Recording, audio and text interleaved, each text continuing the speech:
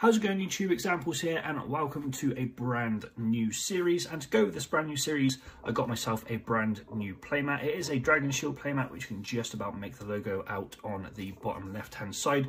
But regardless of that, this particular series is quite heavily influenced by quite a few series that I've seen dotted around YouTube with regards to the YuGiOh community. And essentially that series is a sealed only challenge. Now, I'm not going to put myself through the strains of just a sealed only challenge because number one, I'm only just getting back into the card game, and number two, my experience at regionals, YCSs, etc. is very, very limited due to kind of my past within the game and it being a little bit sporadic, whereas now I want to take it a little bit more seriously. So the reason why I say it's not just going to be a sealed only challenge is because I've added a few twists and turns to the rules for the card game series for myself. So without further ado, let's run through the rules. So the rules for the Budget Pro series are as follows, and this will be for both the YuGiOh and Pokemon Budget Pro series, as they are both going to be following the same guidelines and the same rule set as we progress through the episodes. So rule number one is that we only have £30 a month to spend on YuGiOh and £30 a month to spend on Pokemon. Now this may change, and this may change to a weekly budget. It all depends on how much you guys enjoy the series and how well we are progressing through the whole series as it is. So that is what we're looking at when it comes to the budget to start off the series. And to start off the series alongside that budget, we can only open up sealed booster packs.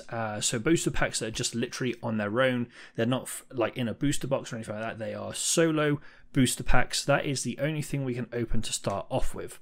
Once we have reached 5 wins, so that will be 5 wins in a match, not in a game. So if we're playing a best of 3, we have to win 2 out of 3 of those games to win the match, and therefore have a win in the column for the progression mark.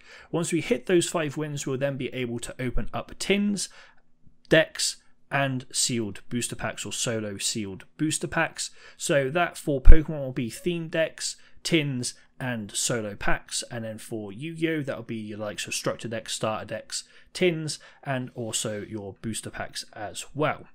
Once we then roll on to 15 wins, we can get bigger boxed products. So for Pokemon, that will be like the V card boxes where you get the big V card, the small V card, and then a few booster packs inside. And for the YuGiOh side of things, that will include the likes of Dual Devastator, the legendary deck box that you can get, and all that kind of stuff that's a little bit bigger in stature, as well as obviously the decks, the tins, and the packs.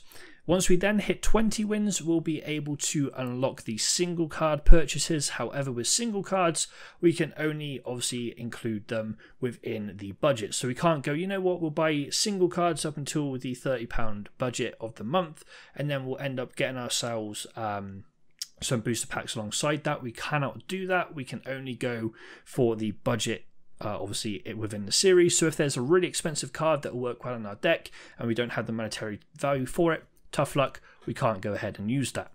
And then once we hit 25 wins, we'll then be able to unlock booster boxes. However, with the booster boxes, they'll only be for special episodes, I guess you could say. So once we hit a certain episode mark, or once we hit a certain amount of subscribers, or that kind of stuff, that's when we can start unlocking and opening the booster boxes.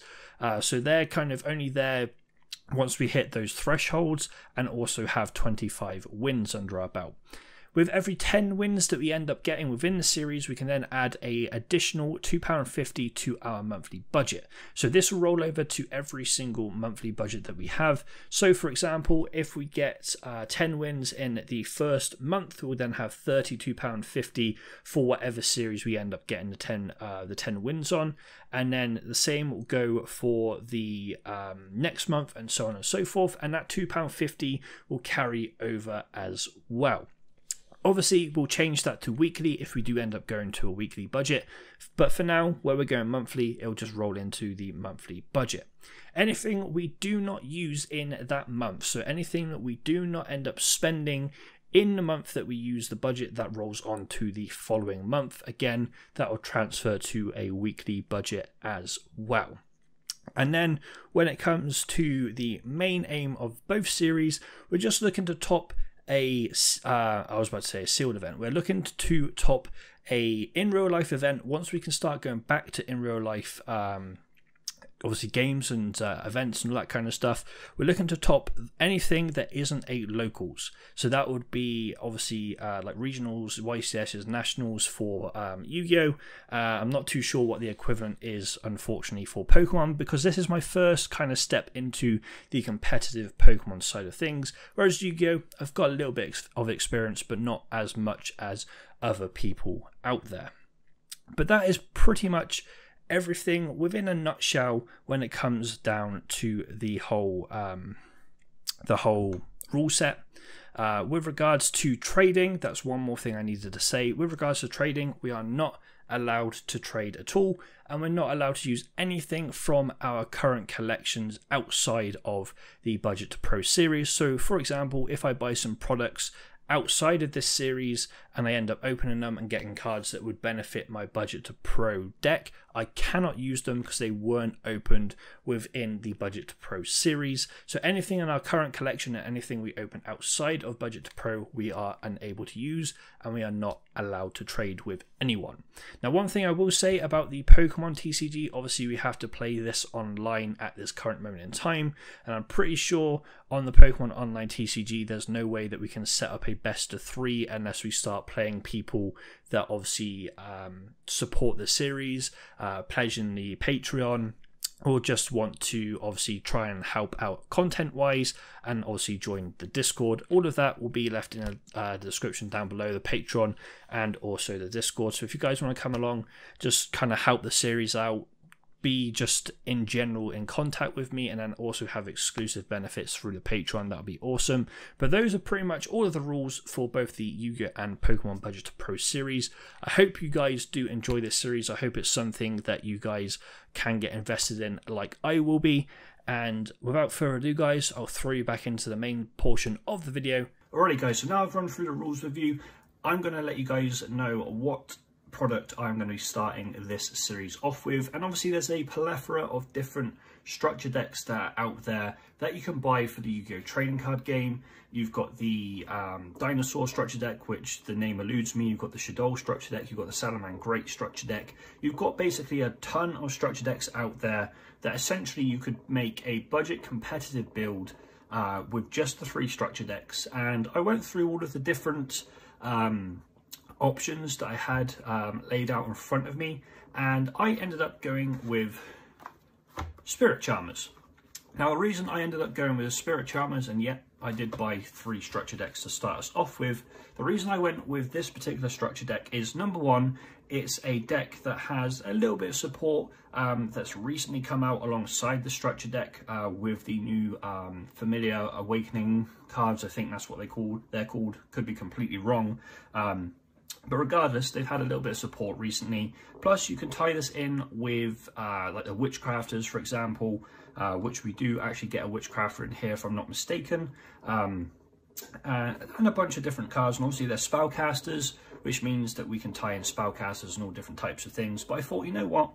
I'm going to take this challenge a little bit more lightheartedly than maybe other people have, but at the same time, still try and get the same sort of results, which is why I've gone with the Spirit Charmers. Now, one thing I will mention is my past sort of history within playing competitive Yu-Gi-Oh! And going to locals and regionals and what have you, as I said, is very limited. However, what I used to do is essentially what I'm doing right now, and buy 3 structure decks and then kind of build out the deck from there. But obviously, with regards to this particular series, it's not going to be as easy to build out the deck as it was when I was doing it before, because before I'd literally buy 3 structure decks, I'd put the deck together, I'd then buy some single cards to kind of bolster the deck, and that was me done. Whereas in this particular challenge, obviously we've got the rule set, which I wouldn't say hinders our opportunities, but it limits them until we can unlock everything that we need. For example, the single cards, the booster pack, the booster boxes, should I say, even though that doesn't really help too much. It would just be a nice addition to, obviously, the whole idea behind the series. But regardless of that, we are going to go ahead and open up one of these Spirit Charmer structure decks just to see what it is we're working with when it comes to these particular decks, and then we'll go ahead, build ourselves a deck with all 3 of the Spirit Charmer structure decks that we do have, and just see what we can build, and obviously get ready for the first week of us playing this deck against other people. Now, one thing I will say is obviously at the moment we can't play in real life. We're still in like tiers here in the UK, and although all of my shops where I'd normally go to or would be going to play the card games such as YuGiOh and Pokemon, they're open, but they're obviously limited to the amount of people that they're allowing into the store at any one time, or at least my local for YuGiOh is, so therefore the local play isn't going to be resuming anytime soon, whereas we can still play it obviously online, but we're looking to try and play this in real life as soon as possible. I did also get myself a few sleeves, so we've got ourselves some gold matte Japanese sized card sleeves from Dragon Shield. And then we've got the Perfect Fit Clears, which essentially will be double sleeve with the gold sleeves for this particular deck, because we can now double sleeve in YuGiOh, which is awesome. But nevertheless, let's crack open this deck, let's see what we're working with, and then let's see what we can get going out of these 3 decks. So let's just pop that to one side. So we do get a nice little promo card in these particular structure decks, which gives you an alternate art of one of your familiar possesseds. So in this one we've got Heater, and I'm pretty sure the second card is a token if I'm not mistaken. So let's very quickly just try and grab the token out of here without doing too much damage. And there we go. So that is the holographic promo card that we've got, and then we have also got a token here as well. So that is not too shabby whatsoever. I do like the look of both of those, so we'll just pop them up here for now. Also, you get the normal paper playmat with the structure deck. We're not going to be needing this because we've got this nice Dragon Shield playmat here. And we will go ahead and crack open the structure deck to see what it is we are working with. Try and see if I can grab this tab, which does start here apparently. I just don't want to do any damage to the cards. So there we go.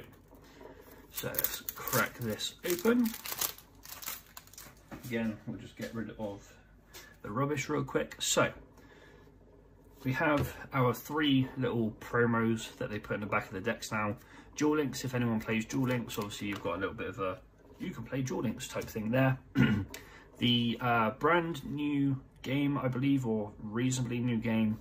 I'm not too sure if this is just on Switch or on anything else, but we get that. And then we also get Phantom Rage, and then the structure deck there, which basically says scan here to learn the basics. So if you are brand new to YuGiOh and you've been given a deck by, say, your parents or a friend or something, you can scan that QR code to learn how to play.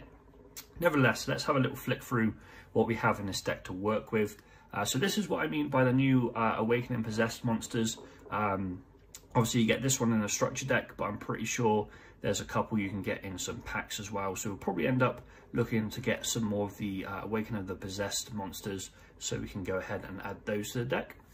So we've got the Earth one and the Fire one by the looks of things. So Greater Inari, and I don't actually know what the other one's called. We get Grand Spiritual Art Iterin, I guess is how you pronounce this card. Not 100% sure, but it's a field spell for the deck by the looks of things. Spirit Charmers, which is a nice little addition, I guess you could say, to the deck. Discard 1 card, take 2 cards from a deck with different names from each other that are Charmer monsters, familiar possessed monsters, and or possessed spell or traps. Add 1 to your hand and set the other. You can only activate 1 Spirit Charmer per turn. That sounds like a really good card, to be fair. Oh, didn't mean to drop it. We do have a single copy of Raigeki. This card might come in very useful for us within obviously playing against some of the meta decks. We'll have to wait and see. And then Possessed Partnership, special summon 1 Spellcaster monster with 1500 defense from your hand or graveyard in attack position, or face down in defense position. Then if you control monsters with 2 or more different attributes, you can destroy 1 face-up card in the field, banish this card from your graveyard, and target 1 possessed continuous spell or trap in your graveyard. Place it face up on your field. You can only use 1 possessed partnership effect per turn, and only once that turn. Okay, so that basically searches out your Charmers, your Spirit Charmers spell card we just went through, so that's pretty cool. Then we are into the, I guess you could say the original Charmers, or the original art Charmers, should I say, with Orsa, Uriah, Heater, and Win. Then we have Nefarious Archfiend, Eater of Nefariousness. So he looks like he's a smaller version of the this one here. Gigabyte, which we don't actually have a bigger version of. Inari Fire, which obviously we do. Ranryu, I actually have the bigger version of this card in my non-budget to pro collection. Obviously can't help me in this particular series because I'm not allowed to use any of the cards that are currently in my collection. However, I might go after it during the course of this series. We'll have to wait and see. Fairy Tail Sleeper, Fairy Tail Runner, and Fairy Tail Luna. This card is actually really good. Obviously being able to bounce things from your opponent's side of the board, which is awesome. Witchcrafter, which I mentioned earlier on. Dark Doriado, I probably just butchered that name, by the way. Witch of the Black Forest, that's a very old school card right there. Ooh, Effect Fader, that's actually really nice to see. So we get a hand trap. Let's just kind of move that down there. And Denko Seko, okay, not too shabby. So we've got Awakening of the Possessed. Okay, sorry, so Spirit Charmers isn't a continuous spell, but this is, so I kind of got them mixed up there, as in, didn't realise that wasn't a continuous spell, but nevertheless, this can be searched out by our possessed partnerships, which is awesome. Ooh, okay, we get Secret Village of the Spellcasters, which is a nice little field spell. Spellbook of Knowledge, obviously Terraforming. Sorry, my dog's barking in the background, bear with me 2 seconds.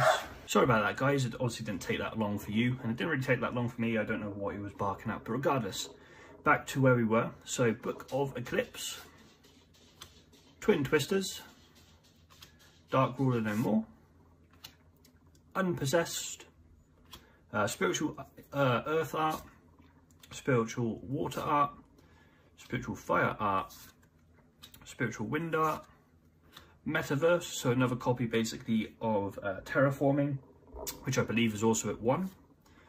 Dimensional Barrier. Sodom Warning is actually really nice to see in this deck for a little bit of interruption. Then we do have some more copies of the Familiar Possessed at the bottom of that deck. Just make sure that's in the shop for you. So that's basically what we are going to be working with, obviously over the course of 3 structure decks. So the next thing that I need to do is I need to bash my head together and try and figure out a deck that we want to run during the course of this series that that obviously will run until we can upgrade it next week. So obviously this particular video, if I remember to schedule upload it whilst I'm not at home for Christmas, because I am in a support bubble with obviously my parents, which means I can go and visit them during the Christmas period. If I do remember to put this up, this is going up on Boxing Day. So I hope everyone had a wonderful Christmas and actually got what they were looking for, essentially, because I know at this time of year people ask for loads of different things. So I hope everyone got what they are looking for, obviously, for Christmas. I ended up getting my Christmas present early because I wanted a new monitor for my gaming setup, which my parents allowed me to have. So that actually got put up, I want to say, last week. So the week before recording this. I am recording this in advance just to try and get some videos done and ready for obviously over the Christmas period. But regardless of that, guys, as I said, I'm going to put myself a deck together with these 3 structure decks, and then once I'm back I will go through the deck with you and we can see what we've got built. Alrighty, guys, so after much deliberation we have finally come up with a deck that we're going to be running for week number 1 of this little challenge. I have fished out one of my field centres just so we have that already available if we do end up getting to play some duels in real life very soon. But as you can see, we don't have an extra deck because we weren't supplied with any extra deck cards. We have a very small side deck, which I'll go through after I've gone through the main deck here. So with regards to this deck, I've tried to make it as consistent as possible, with obviously as much competitive integrity as I can, albeit obviously with no extra deck, it's going to be pretty difficult to come away with wins probably in week number 1 and week number 2, but I think the main thing we're going to start looking for to begin with is the extra deck monsters, and then we'll look to kind of beef out the main deck from there. And let's just move our field center just to one side for now. So we start off with the familiar possessed monsters. We run one of the fire, water and wind, particular familiar possessed, and then we run 2 copies of the earth possessed in this build. The reason why we run 2 copies of earth and 1 of everything else is earth just works a lot better in conjunction with your other monsters in the deck, and to be fair, you're not going to be using any of their effects that are actually on the card text for these cards anyway. They're really just 1850 beaters, and obviously once we start getting into an extra deck, they're obviously level 4, so some ranked 4 plays. But mostly these are here just for obviously some beaters for the early to mid game. Obviously with how quick people can make boards in this current meta, it's probably not going to be the greatest of opening boards just to have 1850 beaters, but we have to work with what we've got with obviously the free structure decks, so we're running that particular lineup on the familiar possesseds.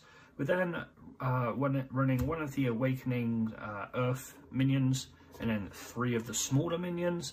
The reason we're not running any more than 1 of the bigger version of him is I just don't think it's needed. I think 1 version of the bigger one and 3 versions of the smaller ones is just enough for consistency purposes. And then we run the 1 copy of Greater Inari Fire even, and 2 copies of Inari Fire. The reason we're not running the other smaller familiar possessed monsters, which I'm just going to try and fish out of the spares pile. So the reason we're not running the likes of these 2. So the reason we're not running these 2 is at this present moment in time, I don't really see the need for them. If we do end up needing them, I'll obviously end up putting them in. As I mentioned at the start of the video, I do actually have the bigger version of Ranryu in my current collection, although I cannot use it because obviously it's not part of this particular series. But nevertheless, these 2 may end up finding their way into the deck in the future, but at the moment we don't play them. Mostly because I think that this is the best lineup for this build, or the initial build that we've got going on with regards to the minion monsters. So that's why we run those over the other ones. We then run probably one of the best, if not the best monster in the deck, in the form of Fairy Tale Luna. She will allow us basically to add one of our familiar possessed monsters to our hand, or herself to our hand, depending on where we want to go with regards to the plays.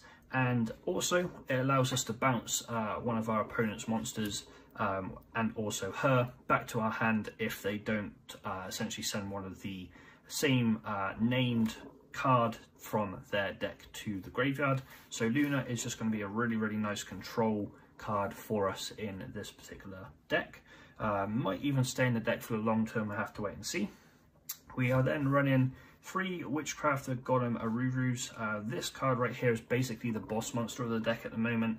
It has got the highest attack out of everything that we have in the deck currently, which obviously means it's going to be a bit beefier and a bit harder to get over, as long as it doesn't get put into defense position. So we run 3 copies just to kind of add a little bit more beef to the deck. Apologies for the small cut there, I just had to sneeze. And then the final monster we play is the 3 copies of Vet Veiler, the only hand trap that we actually have access to at the moment. Obviously, Jewel Devastator is locked behind, I think it was 15 wins I said. It might even be the tier above that. I can't remember what I said in the rules to you guys, but regardless, it is locked behind a tier of wins. So that's probably the easiest way we're going to get hold of some hand traps, unless we go after obviously the packs that they are in. But regardless, we have 3 copies of Effect Fader to round off our monsters and to be the sole hand trap in the deck at this present moment in time. So next, let's go on to our spells. So we run 3 copies of Spirit Charmers. This card right here is just going to allow us to go into our plays a little bit easier and a little bit quicker, because all we have to do is discard 1 card and then add 1 Spirit Charmer or Familiar Possessed or Possessed Spell and Trap to our hand, and also set 1 on the field. So this just adds a lot of consistency to the deck, because we can drop this, discard something that we don't need or we don't want at the start of the game or at any point really, and then obviously set 1 and add 1 to our hand, which just allows a little bit more consistency in my personal opinion. We then run 2 copies of Awaken and Possess. I don't know why I said 3. I think I was deliberating whether or not to put 3 copies of this card in the deck, but I went for 2. So basically, monsters that I control gain 300 attack for each different attribute on the field, and obviously we run quite a few different attributes in the deck. Where am I looking? If Spellcaster monsters with 1850 original attack is normal summoned or special summoned, you can draw 1 card, but you can only use that effect once per turn. So that is really nice in conjunction with obviously just summoning any of your Familiar Possessed out, your Fairy Tale Lunas out, that kind of stuff, because it just allows you to add that or draw that additional card, which might swing the duel in your favour. So we run 2 copies. I was thinking of running 3 copies of this in the deck, but I just don't feel it's needed with the trap card that's in the deck, because it can just recycle this anyway, along with I think a couple of other cards that I haven't really gone into too much depth with. We then run 3 copies of Secret Village of the Spellcaster. We don't run the other field spell just because I don't think it's as good as this one right here. Essentially, if I control a Spellcaster monster, my opponent cannot activate spell cards. Alternatively, if I don't have any spellcasters on the field, I can't activate spell cards myself. So if this is out and I don't have any of my spellcasters at all, I can't even activate like Awakening the Possessed or anything along those lines. However, if I do have some spellcasters on, it shuts down my opponent's spell card plays, which is actually really, really handy. And then we run 1 copy of Raigeki, just for a little bit of removal, because we don't have a lot in this deck, and 1 copy of Terraforming to get into our Secret Village of the Spellcasters if we don't see it before the Terraforming. And then obviously if we do have 1 destroyed, we can go ahead and use Terraforming to get another copy out of the deck. Moving on to the traps, we then run the 3 copies of Possessed Partnerships. This right here is the card that will allow us to get back into our continuous spells and traps.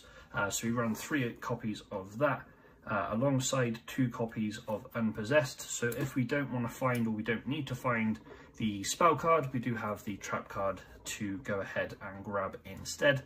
So this works really well in conjunction with Possessed Partnerships, and it's just a card that helps the overall consistency of the deck, in my personal opinion.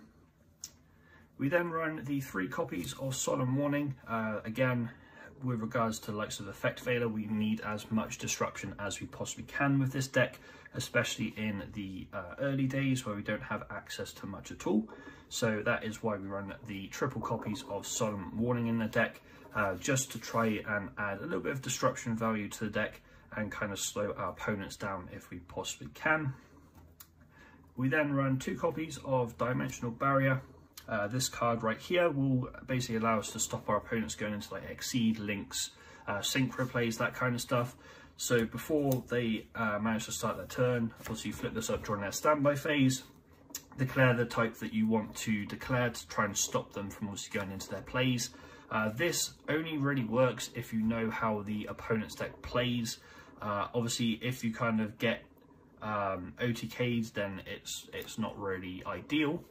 However, if you do have this card, you can just flip it up and declare whatever it might be to slow down your opponent, maybe even stop their turn right there and then. And then the last card we run even is a 1 copy of Metaverse. This is essentially another terraforming for us, so we can flip this up, find ourselves the secret village of the Spellcasters. So that is it for the main deck. Obviously, it is all done out of the 3 copies of the Spirit Charmer deck that we ended up buying at the start of the series. The actual budget that we mentioned during the rule set doesn't apply to week 1, because week 1 we also had to buy the sleeves for the deck as well, because we didn't have any sleeves left lying around to be able to use. So we had to go ahead and buy some of the sleeves. So that is why we are a little bit over budget for week 1, but the budget itself will start in week number 2, and we can go from there. So moving on to the very, very small side deck that we have for the deck here. We have the 3 copies of Denko Sekka in the side deck. Essentially, this card right here is something that's quite handy, because if we don't have any spell or trap cards on the field, then, if we don't have any set spell and trap cards on the field, neither player can set spell or trap cards or activate set spell or trap cards. So essentially, we want to see this when we've either got face-up continuous spells, face-up continuous traps, field spell, etc. on the field, nothing set, and then this will stop our opponent from being able to flip anything that they may have face down to be any disruption. So this is quite nice to go into the deck for games 2 and 3 if you know that your opponent is looking to flip face down cards such as traps and spells, obviously only traps and spells. We then run 2 copies of Twin Twisters in the side as well, just for a little bit of back row removal. We could have potentially have put in an additional copy of Twin Twisters into the side, and I am kind of deliberating whether or not I want to, just because this card will essentially allow us to just get rid of some back row that we don't want to see during the course of game 2 and 3. We then run the 3rd copy of Awakening of the Possessed in our side, alongside the 3rd copy of Dimensional Barrier. The reason I don't put the 3rd copy of this in the main deck is basically what I mentioned during going through the main deck, is the fact that we can just search this out or recover this anyway. However, if we feel like we need the 3rd copy of it, it is in our side deck at the moment. And Dimensional Barrier, the 3rd copy's in here in case we feel like we need to put a 3rd copy into the deck to see it a little bit more often. But regardless of that, guys, that is going to do it for episode number 1 of the Yu-Gi-Oh! Budget Pro series. I haven't actually mentioned this during the course of this video yet, however, I will mention it now. We do also have a Budget to Pro series that will be going up probably a couple of days after this one, which will be for the Pokemon TCG, hence why we bought ourselves some Dragon Shield black matte sleeves to obviously sleeve up our deck for the Pokemon side of things. So if you are into Pokemon, be sure to go and check that out. As I said, it will be up a couple of days after this one here. But regardless, this is episode number 1 done for the Yu-Gi-Oh! Budget Pro series. With regards to this series, I am hopefully obviously looking to go to my locals very, very soon, as long as it gets open and they can have organised play again, which would be the ideal solution. And another thing that I do want to mention is I have started up a Patreon. So if you guys want to go ahead and support the channel, whether it be for the Pokemon Budget to Pro series, the Yu-Gi-Oh! Budget to Pro series, whether it just be you want to overall help the channel in general, be sure to go and check the link. It will be in the description down below. It is also going to be tied in with a trading card game that I'm currently looking to create myself. There's going to be a bunch of different perks for people that do sub to the Patreon. A couple that are already on there is exclusive access to a Discord that I've made, which I do have left the Discord link in the description down below as well. So if you do join it at the moment and you're not a Patreon member, then you obviously won't have the Patreon access. However, if you do join as a patron, which it basically will link your Patreon account anyway, then it will allow you to have a little bit more exclusive access into the Discord. There'll be a bunch of other perks. I can't remember half of them off the top of my head, unfortunately, but I have made a bunch of different perks for the different tiers. So if you want to go and check that out, that'd be greatly appreciated. Because as I said, it not only does it support this channel, it will also support the development of my TCG that I am currently creating myself. But regardless of that, guys, thank you so much for watching. Hope you